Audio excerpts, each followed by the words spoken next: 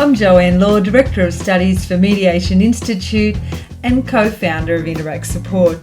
I'm on a mission to prevent violence by training and supporting dispute resolution practitioners.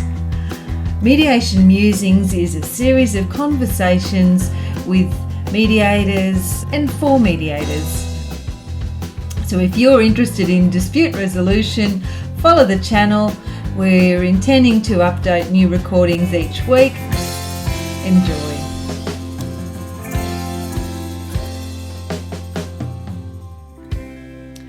Today I'm talking with Sally Curtis about the very important aspect of our businesses, which is networking and marketing and bringing customers to us or clients so that we can provide our dispute resolution services. Thank you, firstly, very much for agreeing to share your knowledge, particularly around that connecting with other people that you seem to work in. So you're known as the connector and marketing problem solver. Very much so. What does that mean? Well, it's actually been interesting because it's actually what my community has called me. So in two ways, I was known as the connector for years, and people would say, go and see Sally, she's a great connector. Which, as you've just said, what does that really mean? And I will say that was a marketing slip up because I couldn't articulate what it was that I actually did. People couldn't explain me other than to say, go and see Sally, she's a great connector.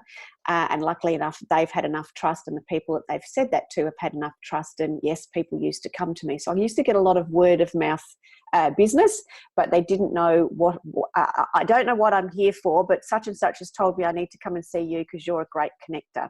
Don't know what that means, but I'm here. As I got more articulate in what it was that I actually do, so I do connect people and I do solve business growth problems, and I solve problems in general through and with people. So, who do I know that can help me with this? Who do I know that can help me find people? Or who do I know that has influence? And my usual go-to questions. Then in the last few years, the marketing problem solver has been the title that my community has given me. And instead of rebelling against what people were calling me and trying to make up fancy razzle-dazzle names, I decided that it was probably commercially common sense to go with what the market was actually seeing me as, and what it was that I actually did. So that was where the marketing problem solver came in. From a soapbox perspective, I find it interesting they call marketing. I actually do business development, and I happen to be very good at marketing. But the marketing is the business development is actually the actions, which is actually what leads you to being able to having a sales conversation. I think in the last few years, communities haven't wanted to use that dirty word or perceived dirty word of sales. So they've seen me as a marketer, not as a business development person, but I bring the two together to make the sales process easier for an expert and much more congruent. That's interesting. And I guess the reason that I wanted to have a conversation with you for mediators is that whole part around marketing their practice and business development is often something that they do find a bit yucky. They want to do the work, they want to do the mediation, they want to help people with conflict and resolve disputes, and sometimes getting out there and being known can be challenging for them. So I guess I'd like some of your insights around that, those sorts of issues as we chat. Yeah, absolutely. No, that's right. That's quite cool. That is the common thing. Very common for women, and very common for anybody that's service driven. Like they want to be of service to somebody else because they also want to be humble. They don't want to be braggarts. They don't want to be seen as being pushy. They don't want to be too visible. But at the same time, where do you find that balance of humility and commercialization? And commercialization might frighten a few people as well. If I reflect back to my own journey, somebody said to me, does the word discipline excite you or frighten you? Well, now it excites me because I've got systems and processes in place that I can be disciplined around. Whereas previously, someone said discipline to me, I would have been out the door real quick. So that's that same conversation. If I understand and know what I'm really great at and what things I do easily, so this is around knowing who you are really well and knowing what your inner genius is or your effortless spots are. Everyone will do something as it relates to their business that's easy for them to do, but so easy they don't actually realise that it's actually an opportunity. So it's finding out and discovering as an individual, what are you really great at as it relates to your practice, the doing part, but what is it that you do easily? Do you do Facebook stuff really easily? Do you do LinkedIn stuff really easily? And do you actually like talking to people on the phone? What are the elements that you do really easily and enjoy doing?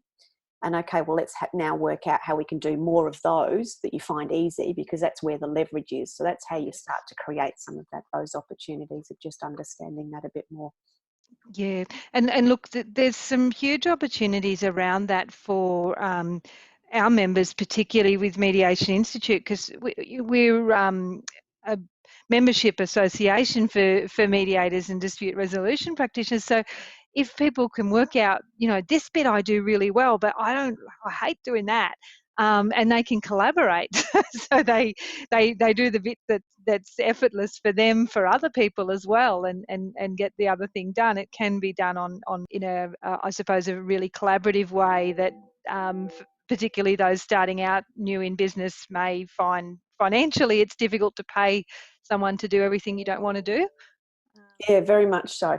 I would say I more specialise in what I would call local area marketing, as opposed to some of the digital channels. I'm very good at some of the digital channels, but the collaborative partnerships, two business owners, one, if we go to the, that's a little bit more extroverted, and one that's a little bit more introverted, but they're in the same industry, which means they'd share the same clients.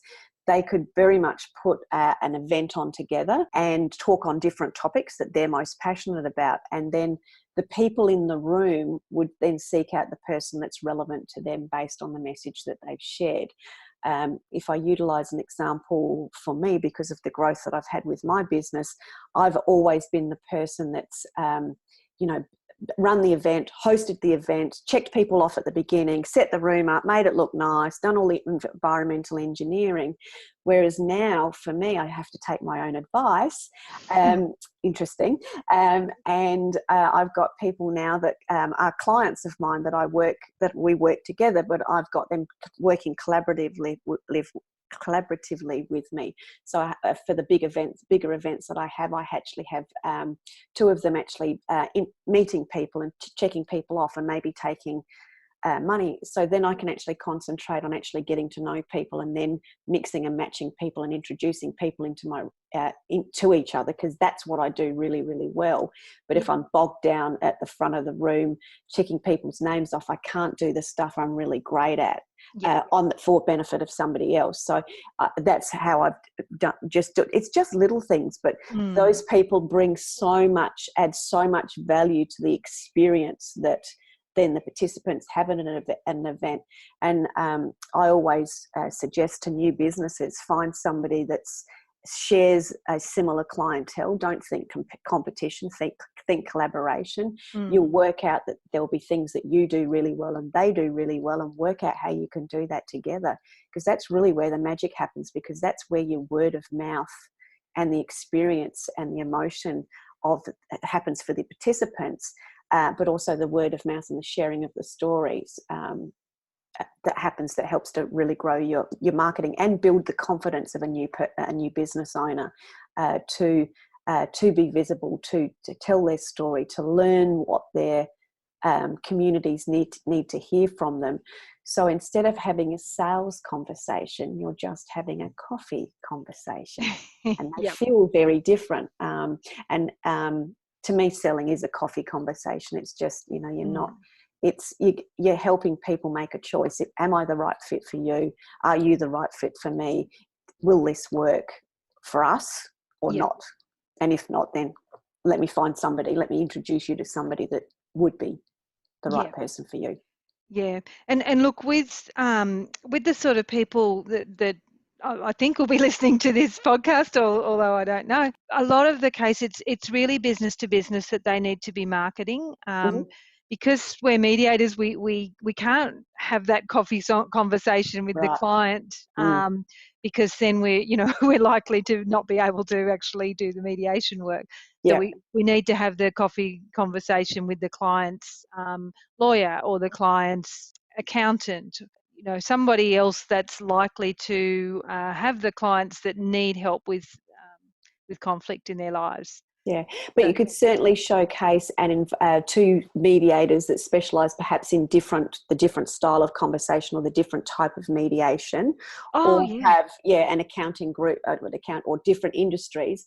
They could certainly come together and invite some of those people to come along with them, and then the coffee conversation becomes the conversation that the mediator then has with the lawyer. At the second stage. That's right. So definitely running events for the professionals, the organisations in your community is a great way. And the burden of trying to run an event yourself, you don't need to do that. You can get together with some other mediators or some other aligned businesses, or run them for their clients. Correct. There's lots you can do. And if you're working with other people, I think people get invited by events because they think they've got to invite lots of people. You probably really only need to invite 5 or 10, knowing that they're going to come. And then you've got between two of you, if you've invited 10, you've got 20 people in the room, which will probably end up being 15. But that's a really good number to have a depth of conversation and understanding and demonstrate that you know what their clients are experiencing and therefore how you can actually help the lawyer firms and those sorts of things. Oh, you mean they don't have to book out the convention centre? No, surprise. No, little small intimate groups work really, really well, and people appreciate them because there's a feeling and a difference in connection. They don't feel like a commodity or a sheep that's being bundled into a huge venue, is this going to be worth it for me? They actually feel they really get value from it because somebody's contributing to and understanding what their challenges are with their clients. Yeah. Okay. Well, that's a great reframe for people. So, really you're looking, maybe a dozen people at, or so. And, that's what you're targeting rather than looking at it as it's not enough. So, or even less depending on where people are located. Correct. And webinars are a great way to have, we're using Zoom today, Zoom conversations around doing a screen share and having two different people having a bit of an interview, but structuring in a way that it's insightful for, again, an invitational to the right lawyers if distance or location for some people is a challenge regionally and those sorts of things. You can create the right environment with some of the digital tools that we've got now. So don't let excuses get in the way because it's just about being face to face with people, whether that's digitally or actually face to face in those small groups to have a deeper conversation. Yeah, actually that's really interesting because I think you've been working in this space in one shape or form for quite a while. Is that the case? Yeah, very much so. So I would normally say 10 years, but when I was reflecting for another client earlier when we were having a similar conversation, and I've actually done marketing, business development and events all my life. I just didn't realise I did it. Funny about that. That's that taking your own advice and sort of seeing your own giftedness, because I didn't like when you do it so instinctively you don't think there's a value to it. So yes, I worked a lot in the personal development industry. I filled a lot of rooms for a lot of the major speakers around Australia and internationally. But even before that, when I was in my youth, I would do little get-togethers. Well, that's actually an event.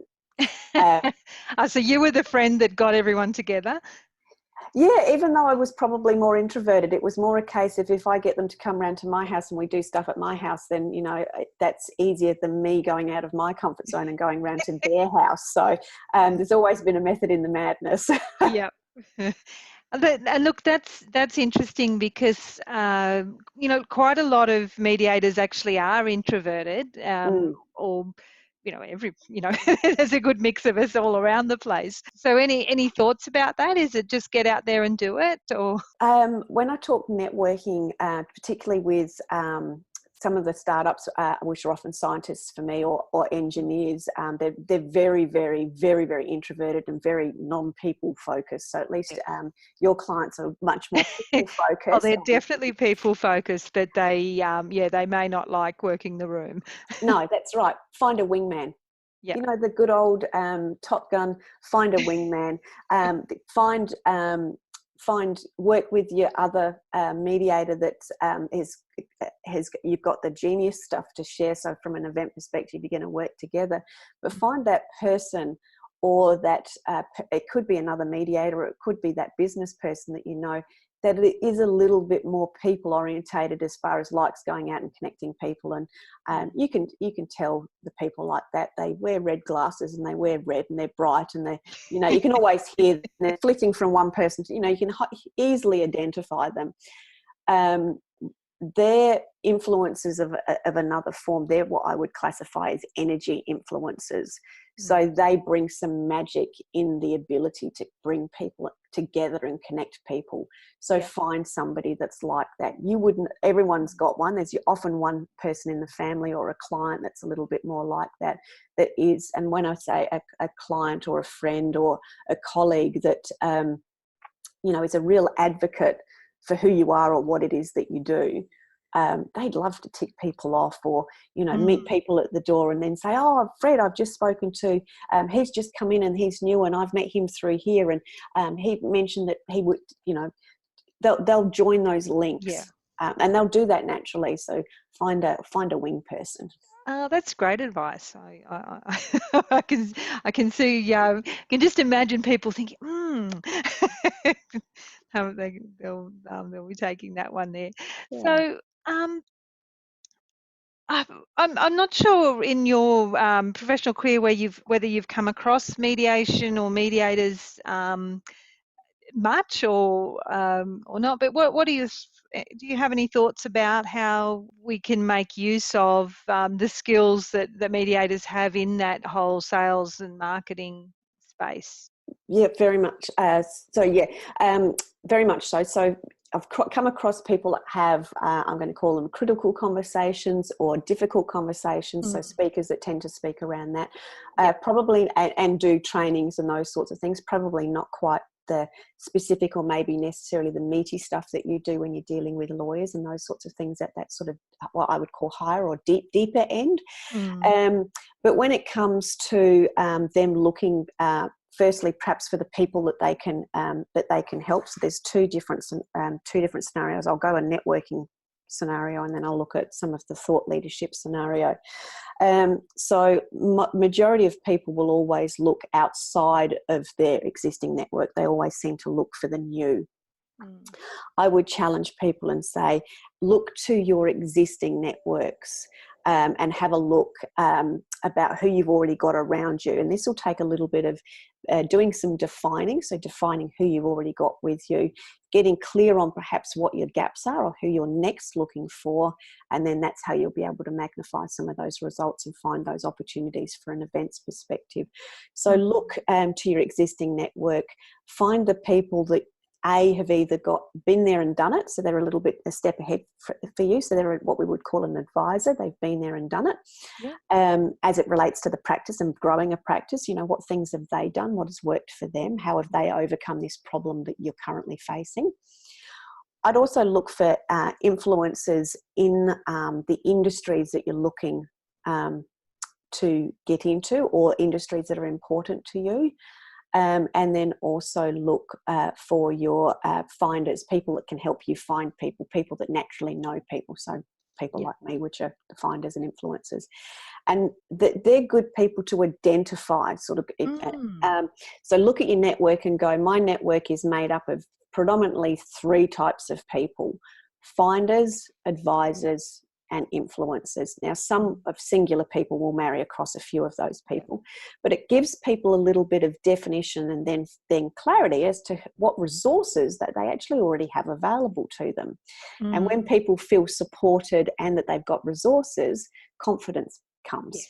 Yes. Yeah. So that helps people move forward. Yeah, So confidence is very, very important, isn't it? yeah, very much so. And finding some of those people that you could perhaps collaborate with, start a bit of a mastermind, work out, get to know each other, work out what you could actually do. Maybe not dive straight in, but get to know each other a little bit, and then work out, oh, I can really see that you're really good at this, or could we do that? And then defining, oh, well, who's missing from this mix, and who could we bring in? Yeah. So that's sort of from a networking perspective, and does marry into, as it relates to a marketing and business development, is understanding, and often we can't see this for ourselves. So this is where that taking it from that networking and looking at, getting key group of people together, and that may only be 3 or 4. It could be 6. Some of my personal masterminds that I'm involved in, it's 3 of us because we're quite polar opposite. And the masterminds that I run are usually about 6 or 8, and then we've got, you've got a mix of different people in there, so you get different people asking different questions. Yeah. But when you've understood, you've got people working together, you can then, for the others, we don't tend to identify what we naturally do easily. So if I'm asked a question, if I give an example with my mastermind, which is my speaker buddies, I've got 2 introverts, and I'm the extrovert. So, and they're detail focused and all those sorts of things, which I've learned to be, but not at the level that they are. And they're It's very not your structured. fun place. Not my fun place. And they're very simple. So they'll ask me a marketing question. I'll go, oh, you just do blah, blah, blah, blah, blah, blah, blah, blah, blah, blah. And I can see their eyes glaze over and roll back in the back of their head. Yeah. That's because they don't get it the way I get it. And if they took models or written models or formulas, my eyes do exactly the same thing. And this is that genius. Well, that they have to go, slow down a minute, because we don't get that. But in my mind, I think, well, this is so common sense. This is so easy. Surely everybody does this. Everybody understands that. And it's when you have that epiphany moment, when you can see it as a mediator, you see and read these things in other people, that is often the effortless genius or an area that's of ease for somebody else. So when you're able to see that and have a conversation around that, that's how you then to work out how you can put a collaboration together, because you can actually go, hey, did you know that you said this and this? And this is obviously really easy for you. Tell me more about that. So then you can work out who can do what really easily. And when you identify for yourself things that you do easy, is it easy for you to pick up the phone and have a conversation with somebody?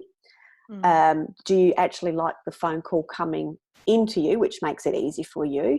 Does making an outbound call or feeling like chasing a call frighten you? Okay, well, if I know that in advance, what can I do that creates an invitation that people come into me? And then working out and knowing that, working out what business development or marketing actions help support what you do naturally. Yeah. So none of this cardboard cutout scenario for everybody. Everybody needs to do this, because fundamentally you can't be the guru at the front of the room that's telling you that, because the guru at the front of the room is gifted in that. It's finding out what you're gifted, what you're gifted at, and what works for you, what is easy for you, what is already giving you results that you might not have realised is actually leverageable if we tweaked it or added a bit more to it. Yeah, and look, I think that's a really important thing, because the people that are telling you the things that you have to do, it is probably the things that they do easily and works for them, and they're getting results. So they think, you just need to do this and you'll get the same results as me, but you're not necessarily going to be the case, because it's a big effort, and we all know if something's a big effort, you may not necessarily do it. Correct. Or And certainly not with the consistency that you need to. that's right. That creates what some people call it procrastination. I've tidied it up and call it a pause point. If it causes you a pause point, we know that that's going to slow the next step down. And I'm with clients who are all about what's your next step? What do you know, how quickly can we get you to your next step? So you've got clarity to see the next step. So anytime a pause point comes up, it's key to try and eliminate that. Like a negative conversation, if a negative conversation or a person's view of something's from their perspective is not necessarily the true or the right perspective, what can we do? What can you do to reframe that, as you said, so we can keep people moving forward or keep them having a better conversation? Yeah. Oh, look, it's the same thing that we use in practice. And I guess sometimes people don't necessarily realise that their professional practice, the things that they've got expertise in the work they do, can be applied to getting the work. So it goes across the they can still use the same skills, but just in a slightly different way. Yeah, very much so. So as an example, as a digital example of that from a business perspective, LinkedIn's becoming an incredibly awesome tool for business to business scenarios. And I've been developing it for myself, but doing it with clients, is creating an outreach strategy. So connecting with people as you do, but then building I call it outreach. I'm building a conversation because I'm actually curious about these people. And when you know your industry really well and you know what problems the people that you serve have, you can actually ask a proper question, not a question that feels salesy and slippery. You can ask a meaningful, heartfelt, relevant question to an individual. And when you ask enough of those questions and you've got something to invite them to, like an event that you've got coming up, and that's why, again, events are so important, because you can join the processes up simply. So it's creating a simple process that's easy. Then the whole process is just an invitation. Come and find out a little bit more about me and how I actually do understand you and your industry and your clients, and let me meet you so you can actually ask me some questions. Yeah, and that exchange of value, which sometimes they may not be a good fit, but there's always going to be something that you can learn. There's always going to be something that you can share. So it works. Well, one of the things I just wanted to go back to that you mentioned about people looking at their own network and identifying the people that might be able to support them. I'm also thinking quite often we think that people know what we do, but they often don't, particularly when it's something like mediation where people really don't know what it is. Correct. And I think that was my point of at the beginning, was saying that when people talk to me about being a connector, that was because they didn't know what it was that I did. So for me, the way, and that's very critical when it comes to working with referral partners and those sorts of things as well, is we actually need to educate. Yes.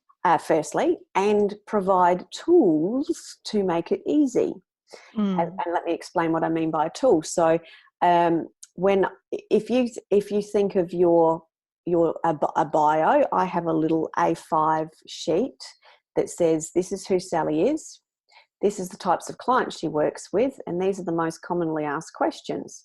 And it can be anything that's sort of like that.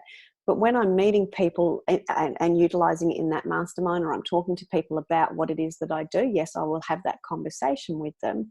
But I can actually also email that to them or give them a hard copy and just say, this gives you a bit of an idea of what it is that I do. And you'd be surprised how many people will forward that to their friend. Yeah. And say, I've just been speaking to Sally and she's helping me with this, and I think she could probably help you with that problem you spoke to me about at the barbecue, because here's a little bit of information on you. You guys need to connect. Yeah. Look, absolutely, and that's what I'm always saying to our guys. Have you? I call it their mediator's bio, but a one-page document that talks about who you are, what you do, and make it really easy for people. Yeah.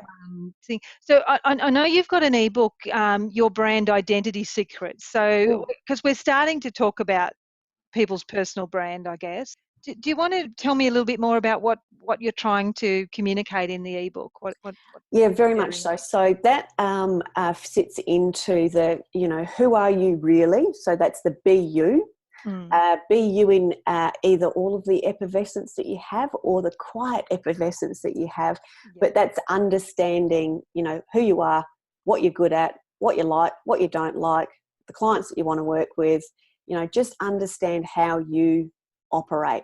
So if you really don't want to be on Facebook, but you could probably get away with, you'd probably be quite happy working with LinkedIn, or you don't, work out what you do and don't want to do, and then from there, that's how I'd look at, what do I enjoy doing? What can I do? And and I'm just going to put a caveat on there. Please do one thing, maybe two things really, really well. Again, you don't have to do everything.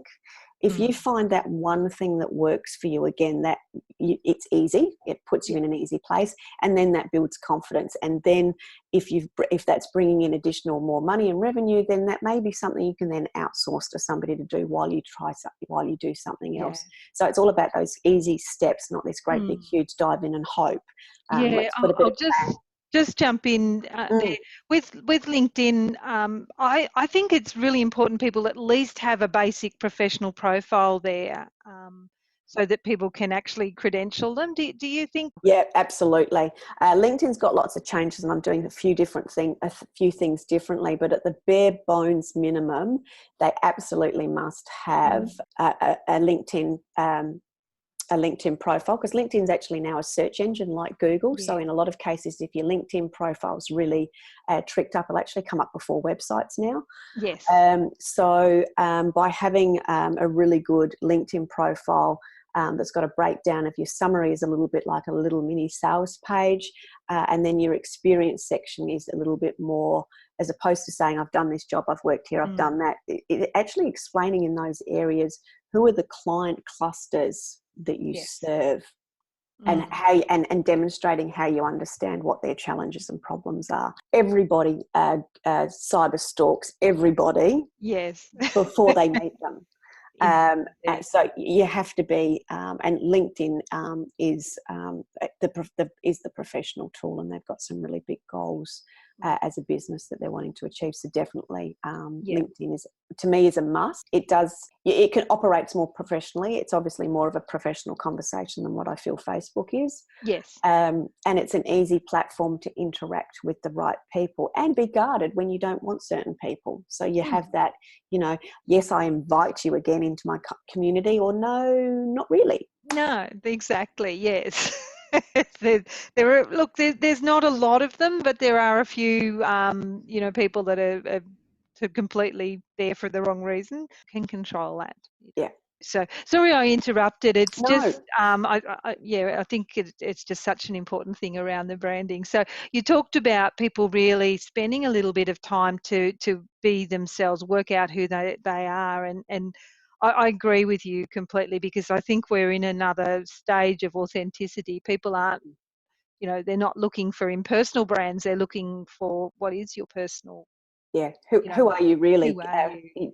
Demonstrate it, show it. Let me see it, because I've talked about that. In 3 seconds, somebody will get a hinky feeling. So you'll be having a conversation with somebody. It'll feel like it's going really well, and then all of a sudden something will go, and they'll start to get that sort of step back. And that's usually because something you've uncentered, you've got, or something has triggered that you weren't quite truthful, because effectively, as we know, with body language and all of the tone, voice and all the rest of it, your body will dob on you.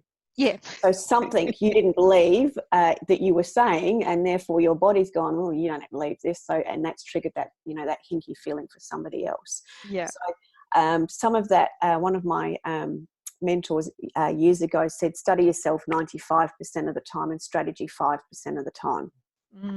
So if that means doing some profiling tools and understanding those, doing some, one that I found very good was the Strengths Finder to find out what my natural instincts and strengths were.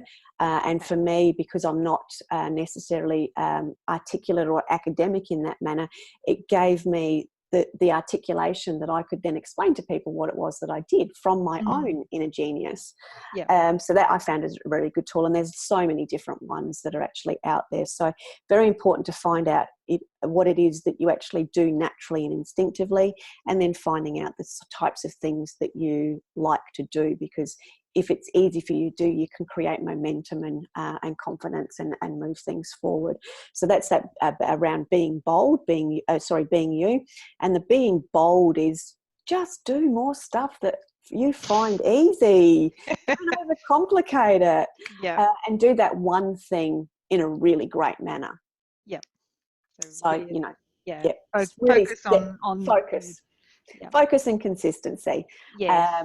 And then, so it's be you, be bold, be brilliant. And then when you've got those two ticking along nicely, your brilliance starts to come out. That's where that people start to go, wow, something's really happening for you. We can see that you're on task. That confidence starts to ooze from us. People can see it. They know, and you start to get those questions, what are you doing differently, or what are you on, because something's changing for you.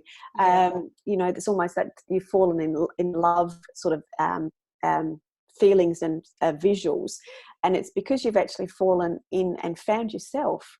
And that is where you then come into that brilliance, is because you're actually doing the stuff that you find easy to do with the people that you want to be doing it with, collaborating with those that you help, you bounce off each other.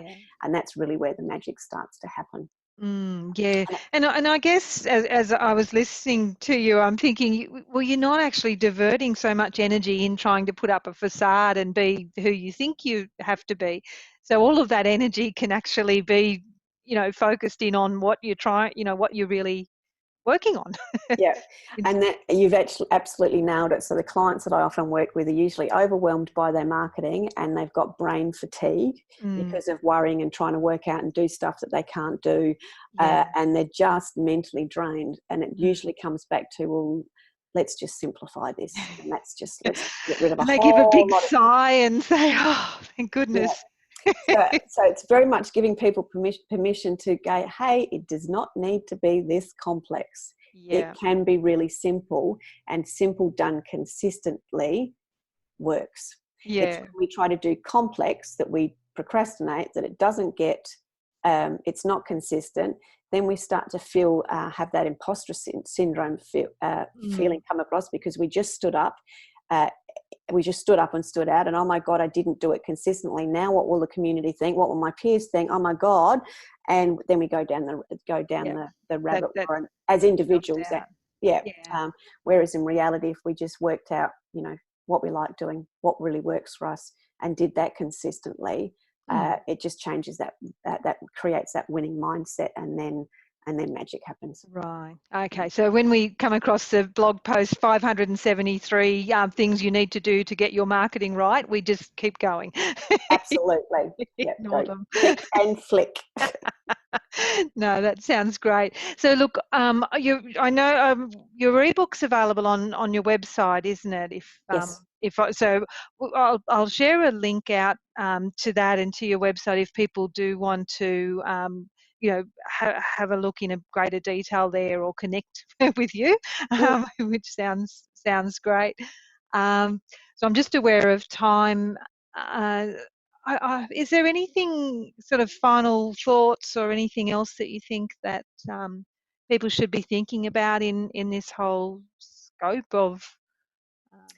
I think particularly this time of year, it's in a lot of cases when people first hear the way I've sort of spoken, it sort of is a little bit different. So my first advice would be, yes, this is giving you permission to stop. Absolutely stop. Yeah. Take a breath, reevaluate, have a look, do a bit of discovery. And you're better off coming out with a simple plan than sitting in the confusion and wondering. So actually stop, take a breath, have a look at what you do really well and what you really want to be doing, and then create a plan from there. don't try. Don't sort of. Yes, I plan 12 months in ahead, but I've had lots of practice at doing a month or 90 days ahead first. So stop and then just do some planning and then stick to a strategy. Yeah, that's very good advice, and it's a good time. Well, it's always a good time to stop and reflect if what you're doing is stressing you and causing anxiety, because that's not, it's not a strong place for you to be operating from. So it's kind of self-defeating. Yeah, and it doesn't have to be like that. No, that's a really good message. It doesn't have to be like that, because actually we get to control it, don't we? We do. It is our life after all. Yeah, and sometimes that's just needing somebody just needing some clarity, and that's a lot of I suppose a lot of what I do is just going, okay, well, get rid of this, because that is my gift. I see it. I see the next steps. I see all the clutter, and I can go, well, get rid of that, get rid of this, get rid of this. So if somebody just needs, half an hour or a bit of a conversation to be confident that they're on the right track, then I'm more than happy to do that sort of work. Happy to do it as a Q&A, as a webinar to your community if that helps. But just helping people take that next step is, and clearing the clutter if that's what it takes. Okay, no, that's great. Then they can do their magic.